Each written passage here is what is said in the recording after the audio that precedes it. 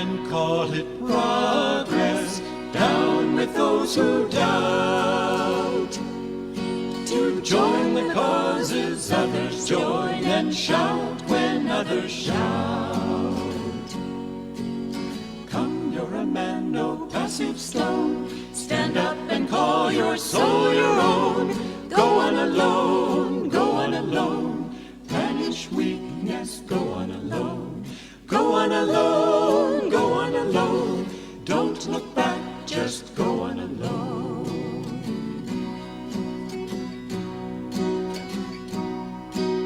Some men lack the daring ever to be free. They shun the heights and cloud the depths and court security. Come, you're a man, no passive stone. Stand up and call your soul your own. Go on alone, go on alone. Banish weakness, go on alone. Go on alone, go on alone. Don't look back, just go on alone.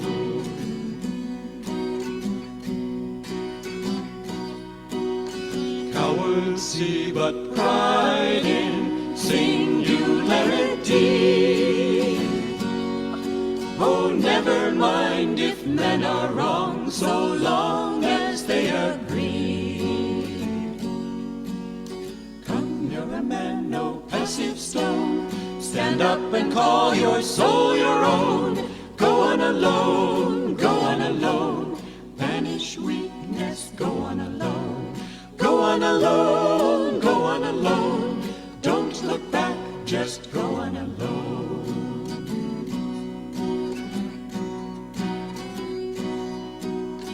Claim the power within you, error to defy. The world may change or disappear, but truth can never die. Come, you're a man, no passive stone. Stand up and call your soul your own. Go on alone, go on alone. Banish weakness, go on alone. Go on alone, go on alone. Don't look back, just go on alone.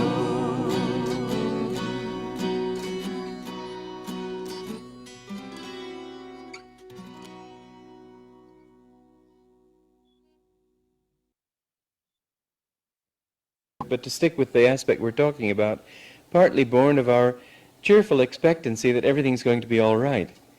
And if we want God, well, why not? One lady came to me in Hollywood Church sort of complainingly, says, I've been practicing meditation for 6 months and I haven't gone into samadhi yet. As if it were something you could do just by closing your eyes and chanting Om. And yet, something of that expectation is needed. That if you know that you've got God now, even if you don't have Him, if you know that He's with you and can do anything for you, if you're absolutely trusting, then it's incredible what you can accomplish. So, to know the law of karma, but to know also that grace is operative and even more powerful. That the law of karma works on this level, but that we can draw on God to make it happen. I didn't know what I was doing there, but I was sure that God would work something out if I put out the kind of energy needed. I've had two trends that I've had to learn in this life in this way. The first was when I was in college. And I came up with that theory that if you want to be lucky, then don't sit back and wait for luck to come to you, but expect to be lucky and then meet it halfway. And I found incredible things happening as long as I had that theory. I remember that hitchhike that I got all the way from Philadelphia to Mexico City, 3,000 miles. I remember coming back from Mexico City, and it was just after the war, just after VJ Day, and they still had the priority system on the airplanes, so that when I got to Louisville, I was coming to Cincinnati. When I got to Louisville, I was put off the plane by some major, and I didn't know what to do because I was running very low on money. I think I had about $10 or $15 left from my trip, and so I went to the counter to ask them what to do. And they were saying, well, we never know. The planes are booked and the priority system, and we're near Washington, D.C., and all these things. So anyway, there was an Army private there who also had been put off by some officer. And he wanted to charter a plane because he only had the weekend to go see his wife. And I said, well, look, if you charter a plane, maybe I can come with you and I'll pay $5 of this $35 charter, and there's room for both of us, and you'll be $5 better off. So he said, fine. That was fine by him. So it was Sunday morning, and the pilot was in bed, asleep, on the other side of Louisville. And it took him a while to get up and have his waffles and stagger out to the car and make it to the airport. And somewhere along this line, the Army private was getting very impatient and finally furious at all this inefficiency, and he was going to take a bus. And I said, well, listen, I've already paid my $5, and I really can't afford. I've given up my ticket. I've paid my $5. I can't afford that. And he said, oh, take my part of the charter anyway. I don't care, like this, and just being childish. So I said, well, no, I'm trying to talk you into coming along, but why? He'll probably arrive here. No. So he was standing on the steps of the airport at Louisville, waiting for a taxi to take him to the bus station, when the pilot arrived. And even then he wouldn't do anything.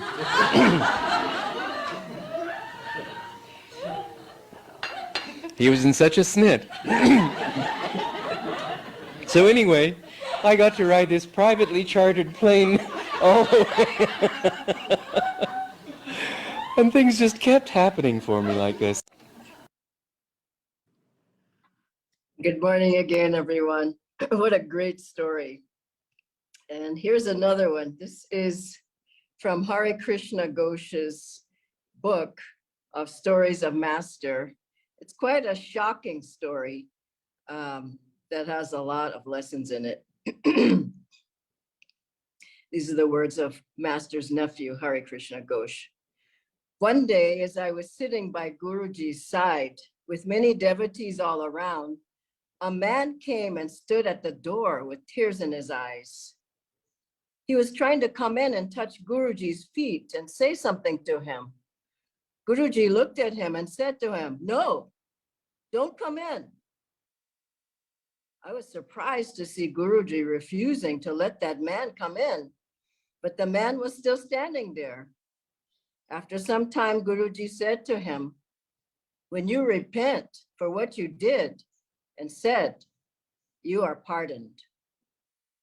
The man came in and touched Guruji's feet and said, Guruji, I am very sorry for what I said before you left for the US. I am very sorry for those words. Then Guruji blessed him. When all was over, I was very curious and asked some of the senior devotees as to the cause of all this. I asked them, who was that man? And what happened to him? Because I saw that the man's face was disfigured and he could not talk properly. The devotees told me, Hare Krishna, this man, out of some jealousy or some other reason, spoke some bad words against Lahiri Mahashaya in front of Guruji. This happened just before Guruji went to America in 1920. So naturally, Guruji was not happy and asked him to withdraw his words, but he didn't. Then Guruji said to that man, if you do not withdraw your remarks, you will be punished by God, and the mouth by which you speak those words will be disfigured. And so it happened. After Guruji left for America, that man gradually showed signs of what Guruji said. He could not speak properly or even eat properly for 15 years. But in 1935, I have seen that man become quite normal within 15 days when Guruji blessed him and pardoned him. Wow. This is a powerful story about your thoughts, what you say, what you think. And Master was able to bless that man, but he created that karma himself. And he drew that energy that disfigured his face himself. And then he was able to be pardoned and blessed. And within 15 days, after 15 years of having his face disfigured, 15 days of God's pardon through Master, he was all right. We have to realize that our words, our thoughts, our mental diet creates everything we are. It creates our circumstances. It creates how our health is, our health isn't. It creates our eyes, our voice. It creates takes away bad karma or creates a good karma. It creates prosperity in our lives. Everything about you and everything about your life is created. You're creating it every day. How you think, what you say, how you behave. And our teachings are all to bring us into the light and to let go of heaviness and negativity and wrong thinking, wrong behaviors that make our life out of attunement with God. And this is why Master was so adamant. He was so positive. He was positive more than anybody I ever came across. His words were so positive. His books are so positive. And the chants, and Master we know he would run out onto the stage when he would give his talks because he was so positive. And he would ask the audiences in America, and people were just as tense and stressed out as ever. Master would say, how feels everybody? How is everybody? He'd have them shout out, awake and ready. He had people doing affirmations. He was chanting. He chanted a chant a whole hour and a half. Oh God, beautiful. This is because he wanted people to understand how important the thoughts are and how it magnetizes everything to you and uplifts your consciousness and awakens your consciousness, the positivity of thoughts. And Swamiji was the same. He had an album of songs, and one of his greatest thoughts, I thought, phrases was, say yes to life, not say no to life, but say yes and say, I can, I will. And to put out the energy to make things happen. And we have to guard against negativity. We have to guard against heaviness. Remember when Swamiji was walking by Master one day and Master said, how are you, Alter? And Swamiji said, well, and Master said, that's good. He just didn't want to hear it. And we have to guard and say, that's good. Everything that's happening, you have to get in a positive mode. Otherwise, yes, you'll have problems with your family. Yes, you're going to have problems with your boss. Yes, you're going to have problems with your bank account. Yes, you're going to have problems with your health. Yes, you're going to have problems because basically you're the problem. But as you change your energy, you change your thoughts, you change the thought patterns, then your life starts changing. And I remember a talk of Swamiji where he said, as I think it was on the same talk that you heard, he says, as I kept my thoughts positive, everything went fine. But when my thoughts dropped, my energy dropped and things didn't go so well. And we just have to know that. We're in control of that. I remember once Swamiji, he was giving, he would have you guarding against negativity, really. And I've told this before, but it's worth telling again that we were about to start a work in Australia, which now we have, by the way. And Swamiji had a group of us there in his living room. And I was one of the only people who had been to Australia to serve there. And so Swamiji wanted to know, should we start a work? Should we not start a work? What do people think? There were, 8 or 10 of us there.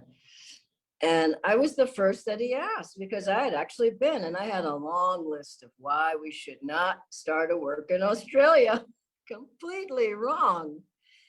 And he listened, and I said, this reason, that reason. Even if the reasons were right, it wasn't the right moment to say it. He wanted to try. And as I said, now we do have a work in Australia. So I give my list of things, and Swamiji he looked at me and he just went, next, to the next person. He just passed right over me because I had the wrong energy. I remember another time I had I had help with the Kriya booklet. Jayaji had actually edited, and I got the covers for all the books. Some of them, most of them, we still use. And I had the cover on, put the cover of one of the monks on there. And so I thought, that looks like a good cover to me. And so I got word Swamiji didn't like the cover. And I sent him a long letter about why is the cover important? And and I can't change the cover because we have 2,000 copies of the book and on and on and on. And the response was no response. He didn't write back. And I thought, that doesn't seem good. And so I think a week, 2 weeks passed. I hope it wasn't 2 weeks, honestly, but I can't remember. But some time passed and I thought, I'm wrong in this.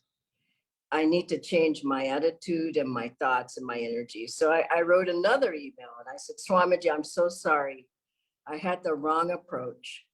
And it doesn't matter how many copies we have. We're happy to take those covers out, put other covers on. Please advise me. I totally shifted the energy. Please advise me. What would you put on the cover? Within 5 minutes, he wrote me back. Wow. If you were to ask me, I would put a picture of Master on the cover. Come on. And that's what I did. But your heaviness and negative thoughts and wrong behaviors and all that, they just block you in 1,000 ways. And we've got to, I love it. Swamiji has these developed super conscious living exercises. I am awake, again, ready, marching in place, and I'm positive, energetic, enthusiastic, and we have to utilize these things. Master said in bed in the morning, if you can't get up easily, he said, lie there and inhale and tense your body and vibrate and get energy moving. If you get energy moving, and especially if you can get the thoughts going as well, he said, if you still can't get going after tensing, relaxing the body with a double breath while lying in bed, he said, get out of the bed and just march in place next to the bed. You're trying to get the energy flowing. And we have Ananda yoga with affirmations. It's just so wonderful. Just about every part chanting with affirmations and then affirmations alone. Why? Because we need to guard against negativity. Anytime you feel energy is just starting to drop and you have this thought about this, you have to catch it with one thing or another. And I'm going to tell you another strange story, but I'm willing to tell these strange stories. That I was recently in Calcutta. Now, I don't have time to go into the whole story, but it's an interesting story. And so some friends, dear friends there, and we were talking after a program. And then one of them said that someone had told him that the hotel where I was staying, we were at that hotel sitting outside by the pool. He said that someone told him that some of the rooms there had, people had said they had seen ghosts there. I said, what? I just couldn't believe it. And he said, yeah. And then so another person who was there in the group confirmed it. And he said, yeah, I heard the same thing. And, our company used to keep people in this hotel. Now we don't keep them there because the people couldn't get, they couldn't get any sleep. So I just went, what? And so now the interesting part is that I was the only one staying in the hotel, by the way. So they all said, now we'll walk you to your room. So I said, thanks. So they walked me to my room and I wasn't afraid. I have my altar there and my room was full of light. I had been meditating there. I just wasn't afraid, but it was weird. So then they left and I went to bed and I think Master was trying to have some fun, honestly, because in the middle of the night, around 1 o'clock, I heard this boom, boom, boom, boom, this loud booming. And I just went, what? And I picked up the phone, I called the lobby And they said, well, we'll check it out, ma'am. We don't know what's happening. And so then I just went back to sleep. 2 hours later, boom, boom, boom. It wasn't anything next door or downstairs, or it was very strange. And and it was like, if you want that in your mind, why don't you just draw some circumstance to you? And I just knew that I felt it was Master just having some fun, but also saying, keep your thoughts elevated. Don't go down to that level. Then the hotel people, they finally said, well, ma'am, it was something out on the street and something happened. They were trying to fix something. And by the time I left that hotel, I mean, they were looking at me like, when I got in the car, like, she'll never be back here again. That's probably true. But anyway, we have to really protect ourselves against negative influences that come in. Swamiji said when he was in a bad area of San Francisco, long back, and he had to go there to get some music. He was meeting some person in music that was helping him.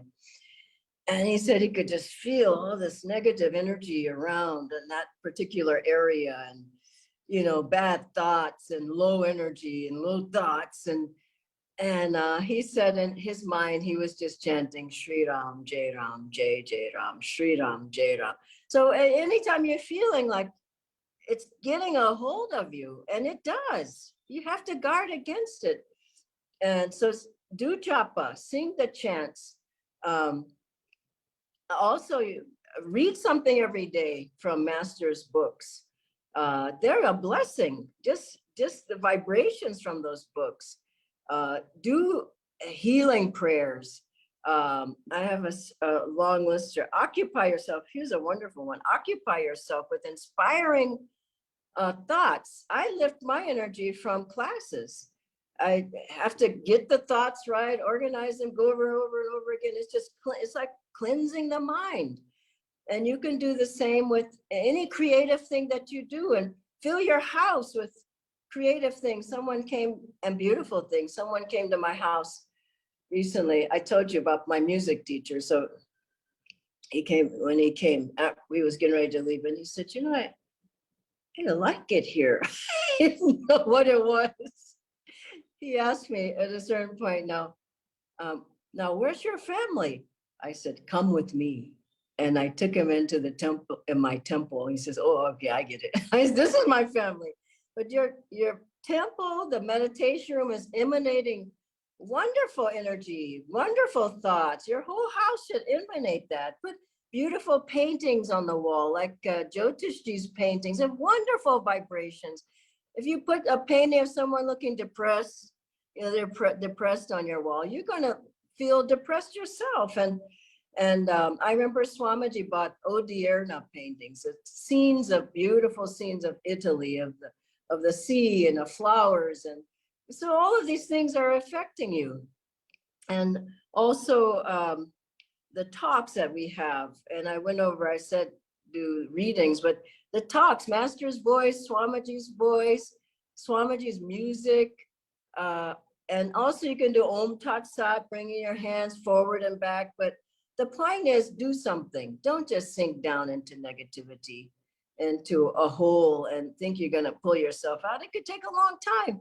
And that effect of what you're putting out is going to come back on you. I like to close now with an affirmation itself. It's a wonderful affirmation of Master. Let me read the words first, and we'll do it together. I relax and cast aside all mental burdens, allowing God to express through me His perfect love, peace, and wisdom. Please say it after me, line by line. I relax and cast aside all mental burdens, allowing God to express through me His perfect love, peace, and wisdom. I relax and cast aside all mental burdens, allowing God to express through me His perfect love, peace, and wisdom. I relax and cast aside all mental burdens, allowing God to express through me His perfect love, peace, and wisdom. Now said mentally, I relax and cast aside all mental burdens, allowing God to express through me His perfect love, peace, and wisdom. Om Shanti, Shanti. I'll request Natendra to come on screen now. I have a couple of questions. Yes, Dhyanaji. Thanks a lot for sharing the practical stories as well. So the one you mentioned, but the first question is, how can I protect myself in a not so uplifting environment, like at work, especially when people are around, so maybe we can't do affirmations and so on. Yeah. Om Guru in your mind, a chant in your mind, a picture of one of the gurus in your drawer that you can pull out. Master said to those who think me near, I will be near.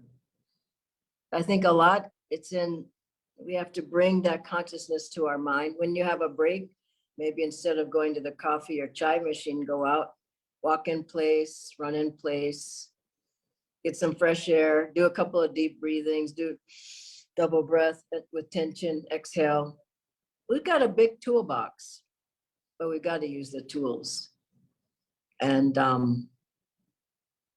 I think that's the point. What I want to say is you got to work at it. You can't just hope and pray that your mind is going to be uplifted and clear and positive. You've got to just keep working at it. Like this morning when I got up, I had a worry on my mind and I just thought, I don't want to worry. Do I like worrying? No, get out. And I just shifted. And so you have to think like that. You have to think like a warrior. Otherwise, oh, I got problems. I got worries too. Oh my God. Just got to shake it off. Do all the things and be strong in yourself. Okay, then the next question. Yeah, Dhyanaji, two more questions. So the next is, we did the affirmation, and which ones should we use in this kind of a setting, and what's the best way to use them? That's a good one. And the affirmations for self-healing is full of them. And also the scientific healing affirmations is full of them. I like this one. I am submerged in eternal light. That one is beautiful. The divine presence fills me in body, mind, and soul, something like that. Then there's another one. I go forth in perfect faith with the power of omnipresent good to bring me what I need at the time I need it. And then I am brave, I am strong. Perfume of success thoughts blows in me, blows in me. I'm cool, I'm calm, I'm sweet, I'm kind, I'm love and sympathy. I'm charming and magnetic. I love that word, those words. I wipe away all tears and fears. I have no enemy. I am the friend of all. They're powerful. These are master's words. You can't go, I am brave, I am strong, perfume of success thought. You got to punch it. I am brave, I am strong. No, and then anything is just it's gonna go away from you. It's gonna find somebody else. That's what I tell. Go find somebody else. Not a guru by though. Okay, so then? Yeah, the final one, Dhyanaji, is what is the purpose of silence, and how do we use that too? Silence calms the mind down. People talk a lot. And believe it or not, I'm more of a quiet person, but why are you smiling, Nitendra? I am, honestly, but I need to speak and all that. But if I'm by myself, what I'd rather do is be alone and be quiet. So that calms their mind. It gets rid of restlessness, nervousness, anxiousness, worries and doubts and fears. If you just go silent for a while. I know it's hard in people's homes, but a lot of times you can just take a walk through the forest, take a walk by yourself, and just have at least some time in silence. And the other thing silence does is helps you to commune with Divine Mother and the Masters. Mentally talk with them, pray with them, give them your life, offer them your life, get their guidance. If you're always chattering, you can't hear them, can you? No. And people wonder, they say, I'm not getting any guidance. So I would say, just go in silence for a while and feel and hear and listen.